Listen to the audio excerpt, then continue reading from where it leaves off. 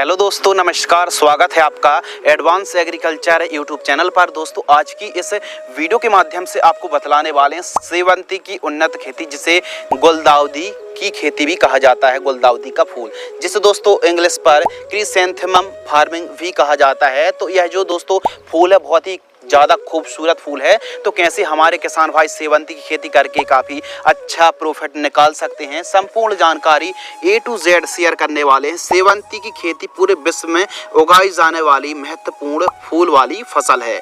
Open field के साथ साथ पॉली हाउस में सबसे ज़्यादा दोस्तों सेवंती को उगाया जाता है। सेवंती एक बहुत ही ज़्यादा सुगंधित खूबसूरत फूल है, जिसे हिंदी पर गुलदाउदी और इंग्लिश पर क्रिसैंथेमम फ्लावर और मराठी पर सेवंती जैसे नामों से भी अलग अलग क्षेत्र के हिसाब से नामों से जाना जाता है। तो जो आप फोटो पर दोस्तों वीडियो पर देख रहे हैं, यह जो फूल है सेवंती, इसकी मांग अच्छी होने के कारण भारत में सेवंती की खेती व्यापारिक यानी कॉमर्शियल तरीके से की जाती है।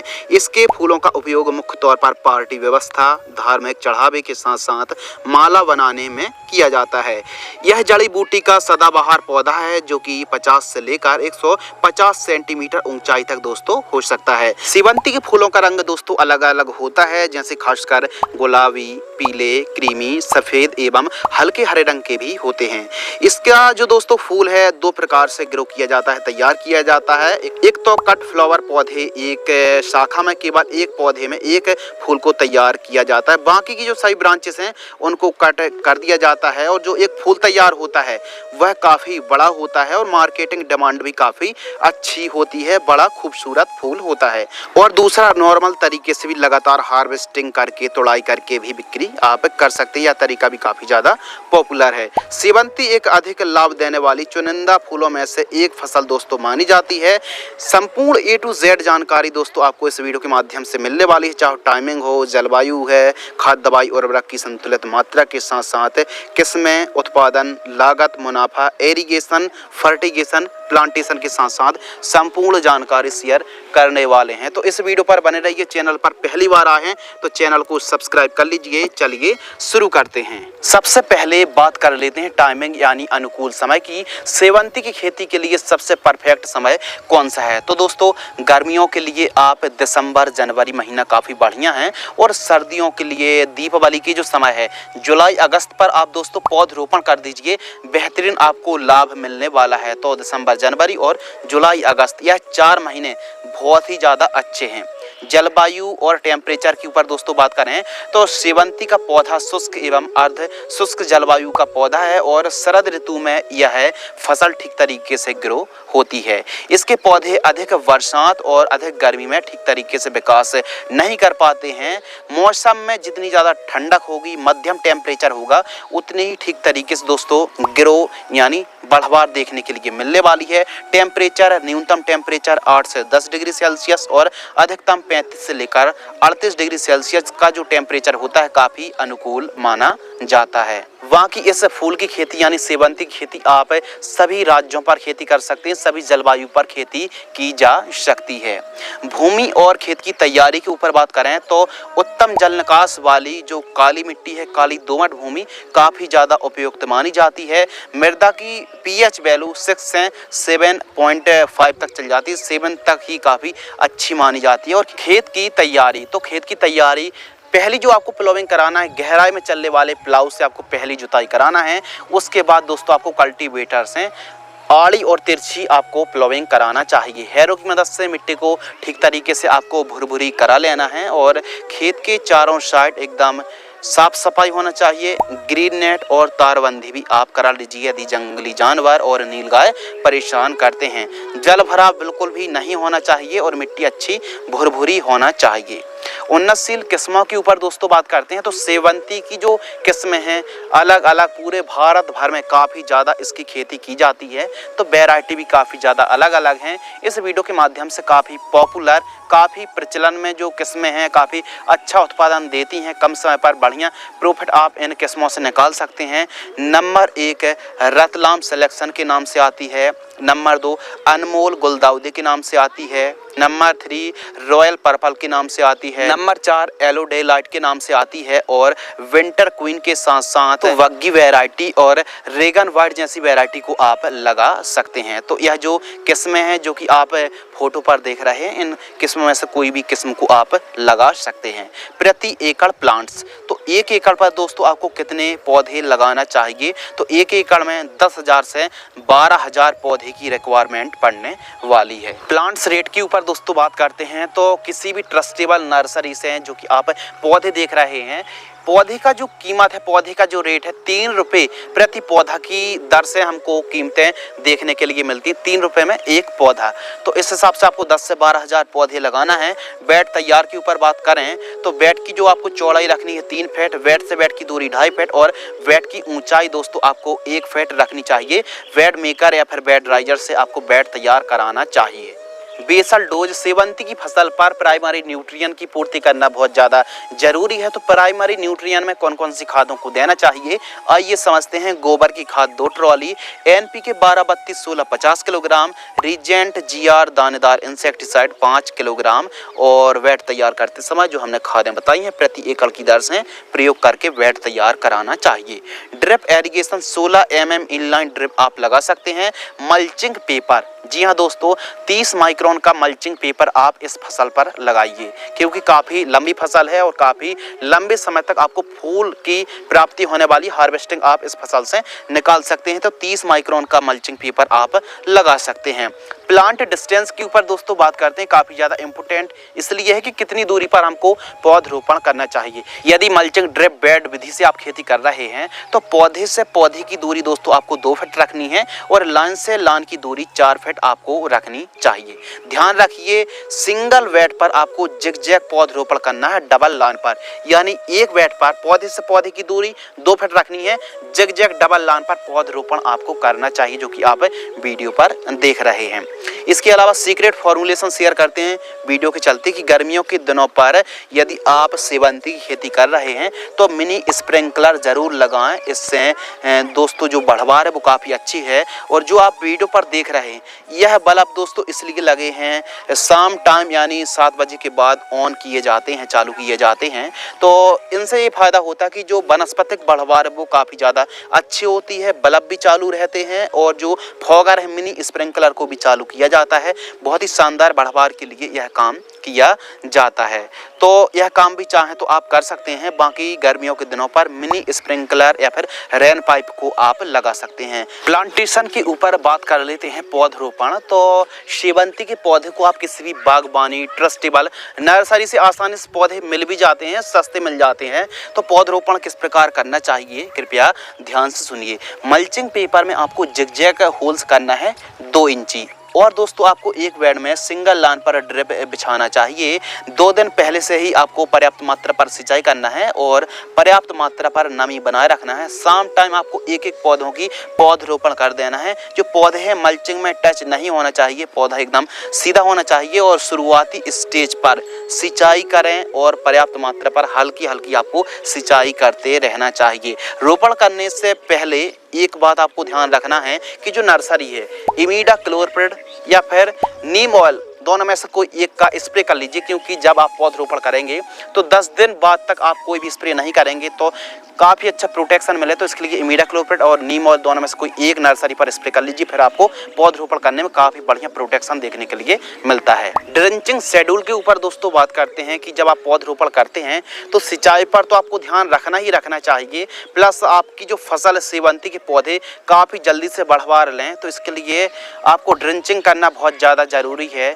2 ड्रेंचिंग करिए। जो फर्स्ट ड्रेंचिंग है लगभग 2 से 3 दिन के आसपास की फसल होती है तो आपको 200 लीटर पानी में घोलना ह्यूमिक एसिड 500 ग्राम, NPK घुलनशील खाद 19-19-19 1 किलोग्राम 200 लीटर पानी में घोल करके प्रति पौधा 50 से 100 ml की दर से आपको ड्रेंचिंग कर देना चाहिए जड़ों के पास।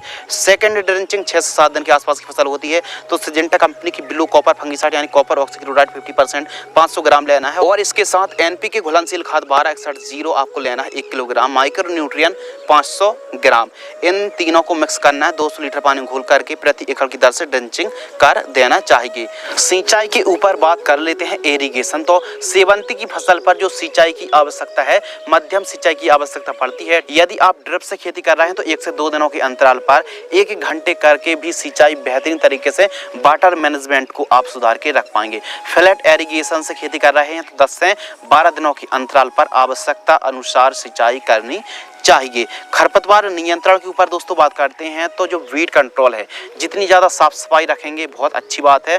फर्स्ट निराई गुड़ाई, क्योंकि खरपतवार नाशक स्प्रे करने के बजाय निराई गुड़ाई करें। फर्स्ट निराई गुड़ाई 35 से 45 दिन और सेकंड निराई गुड़ाई 75 से 95 दिनों के मध्य आपको दूसरी निराई गुड़ाई करनी चाहिए। उत्पादक राज्यों के ऊपर दोस्तों बात करें तो आज के समय गुलदाउदी की खेती किसी भी राज्य पर, किसी भी समय और किसी प्रकार की भूमि पर आप सफलता पूर्वक ग्रो कर सकते हैं, उत्पादन निकाल सकते हैं। सबसे ज़्यादा तमिलनाडु पर खेती होती है सेवंती की। कर्नाटक, महाराष्ट्र, उत्तर प्रदेश, पश्चिम बंगाल, हरियाणा, पंजाब, हिमाचल प्रदेश, राजस्थान के साथ साथ मध्य प्रदेश, छत्तीसगढ़ और गुजरात पर आप खेती कर सकते हैं।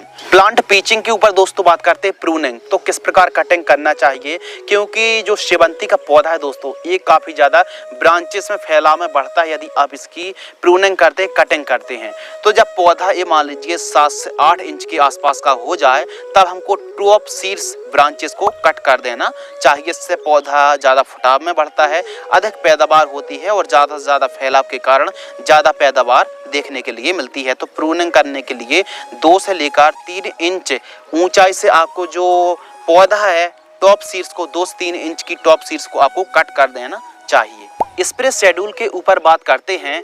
जो हमारी सेवंती की फसल है इस पर रोग बीमारी तो बहुत ज़्यादा नहीं आती हैं, लेकिन इन केस कभी कभी कुछ बीमारी आ सकती हैं, तो आ सकती हैं, इलाज करना भी ज़रूरी यदि आप वैज्ञानिक तरीके से खेती कर रहे हैं। तो आइए बात करते हैं कीट प्रबंधन। प्रमुख रूप से पाउडरी मिल्ड्यू, पत्ती धब्बा रोग, रूट रॉट, एफिड जैसिड जिसे चैंपा भी कहते हैं। इसके अलावा दोस्तों माइट्स, खासकर रेड माइट्स और लीफ माइनर के साथ साथ बेल्ट, रस्ट, अमेरिकन सुंडी, विलाइट, कैटरपिलर और दीमक की समस्या देखने के लिए मिल सकती है। तो दोस्तों जो स्प्रे हैं आपको हम 15 लीटर की दर से बतला रहे हैं डोज।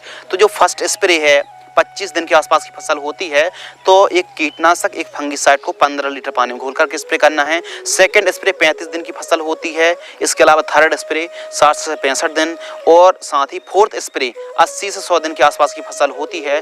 तो इन तीनों को 15 लीटर की दर से घोल करके मिक्स करके स्प्रे करना चाहिए। फिफ्थ स्प्रे 120 से 140 दिन और छठवां स्प्रे 160 से 180 दिन के आसपास की फसल होती है। तो बायर की मोमेंटो एनर्जी 25 ml, स्वाधीन फंगिसाइड 40 ग्राम 15 लीटर पानी में घोल करके स्प्रे करना चाहिए। तो आवश्यकता अनुसार सेवंती की फसल पर जो हमने डोज बताया है, डोज जो है 15 लीटर की दर से है। सिलिकॉन चिप को मिलाकर स्प्रे करेंगे तो बेहतरीन रिजल्ट देखने के लिए मिलेंगे। अब दोस्तों बात कर लेते हैं खाद का schedule, fertigation schedule.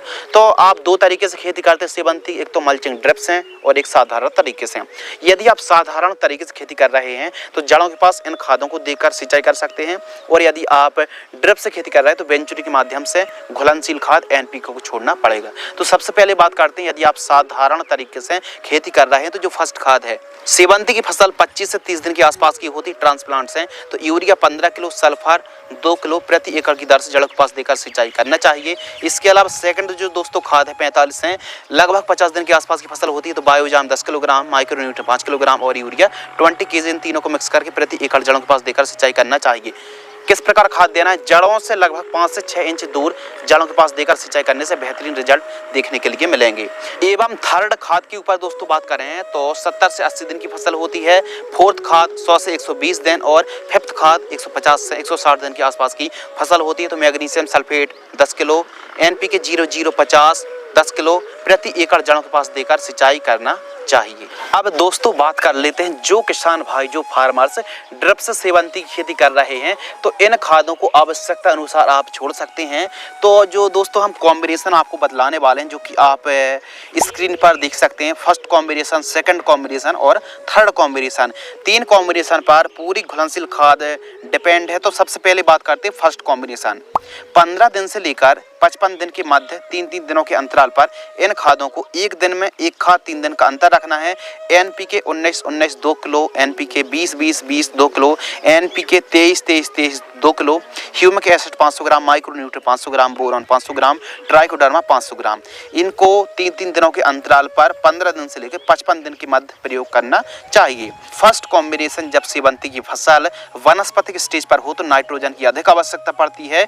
Nitrate base, nitrogen base खादों का प्रयोग करने से काफी अच्छी बढ़वार देखने के लिए मिलती है। सेकंड कॉम्बिनेशन 60 दिन से लेकर 120 दिन की मध्य फसल होती है तो 4-4 दिनों के अंतराल पर इन खादों का प्रयोग करना चाहिए। NPK 052-34 3 किलो, 13-40-13 3 किलो, 17-44-0 12-61-0 जो खाद आप डिस्प्ले पर देख रहे हैं इनको आवश्यकता अनुसार 4-4 दिनों के अंतराल पर प्रयोग करना चाहिए। फ्लावरिंग स्टेज पर काफी बढ़िया हमको रिजल्ट देखने के लिए मिलता है।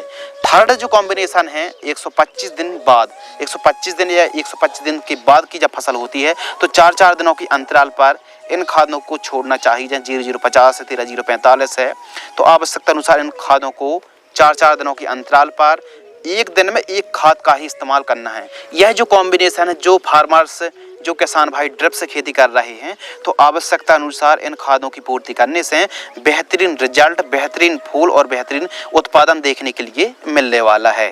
तो जो भी आप ड्रिप से खाद छोड़ रहे हो वो फसल को देखते हुए जांच पड़ताल करके आवश्यकता अनुसार फर्टिगेशन शेड्यूल चलाने से बहुत ही बेहतरीन लाभ मिलने वाला है। दोस्तों बात करते हैं लाइफ साइकिल। तो सेवंती की जो क्रॉप है यह काफी लंबे समय तक चलने वाली फूलों की फसलों में से एक है और इसकी जो लाइफ साइकिल है 8 से 9 महीने के आसपास का समय ये आप मान लीजिए। फर्स्ट हार्वेस्टिंग 100 से 120 दिन के आसपास की फसल होती है तो फूल देना शुरू कर देती है। यह जो फसल है दोस्तों थोड़ा सा जो फ्लावर आने में टाइम लगता है, 4 महीने बाद फूल आना चालू हो जाता है और 4-5 महीने फिर और ज़्यादा फसल चलने वाली है। तो 100 से 120 दिन में फर्स्ट हार्वेस्टिंग के लिए सेवंती तैयार हो जाती है।